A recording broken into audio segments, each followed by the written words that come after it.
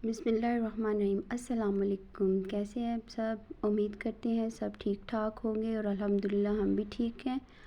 आज बहुत ही जल्दी बनने वाली डिश हमने बनाई है, जो है बेसन के, इसको बिल्ले भी कहते हैं और कुछ इसको बेसन की टुकड़ियाँ भी कहते हैं और आलू साथ आलू डालिए और आलू पकौड़ियाँ भी कहते हैं। इसके लिए हमें जिन चीज़ों की ज़रूरत है, सबसे पहले हम आलू लेंगे, उसको अच्छे से धो के क्यूब्स में हमने काट लिए हैं। 2 अदद हमारे पास टमाटर है, 2 अदद प्याज है, हल्दी पाउडर है, सूखा धनिया है, सुरख मिर्च है, नमक है, मेथी है और थोड़ा सा हमारे पास गरम मसाला। और बेसन के बिल्ले आप घर में भी बड़ी इजीली आप बना सकते हैं। बेसन में जस्ट नमक डाल के आप बना लें और बाज़ार से बने हुए भी ले सकते हैं। तो ऑयल हमने गरम करना है सबसे पहले, उसमें सारे जो प्याज हैं, अदरक लहसुन साबुत ही हमने और टमाटर भी ऐड करके उसे अच्छे से हमने सोते कर लें। ज़्यादा आप इसको ब्राउन ना करें क्योंकि हमने इसको ग्रेवी वाला बनाना है। ये देखिए लहसुन साबुत, अदरक, टमाटर सारी चीज़ें हमने डाल के इसको 2 से 3 मिनट इसको ज़रा फ्राई करना है। जब इसका कलर चेंज हो जाए तो इसको हमने निकाल के ब्लेंड कर लेना है। इसी मिक्सचर को हमने बाद में इसी ऑयल में डाल के अच्छे से फ्राई कर लेना, ताकि ये थोड़ी इसकी अगर कच्चापन है तो ये स्मेल लहसुन की वो दूर हो जाए। उसके बाद चले जाएंगे इसमें तमाम स्पाइसेस। बहुत झटपट और बहुत सस्ती बनती है आजकल की महंगाई में और बहुत ज़बरदस्त बना है। आप ज़रूर ट्राई कीजिएगा। और ये गर्मी के मौसम के साथ साथ जिस तरह का आजकल मौसम है बारिश का, बरसात का, इसमें भी ये बड़े मज़े के लगते हैं। इनमें बिल्कुल पकोड़े का जैसे टेस्ट है, इस तरह का इसमें से टेस्ट आता है। मसाला भुन जाएगा तो उसमें हमने जो कट करके रखे हुए हैं आलू, वो डाल के अच्छे से इसको भूनना है।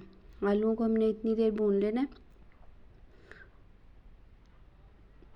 अब आ गया सफ़ीउल्लाह बाहर गैराज में खेल रहा है और मौसम काफ़ी अच्छा हो गया है, बारिश स्टार्ट होने वाली है। तो आलू जोन से हैं हमारे अच्छे से भून चुके हैं। ये देखिए इसका घी सेपरेट हो चुका है। अब हम इसमें 2 गिलास पानी ऐड कर देंगे। 2 गिलास पानी ऐड करके हम इसको दम पे रख देंगे ताकि आलू अच्छे से गल जाएं।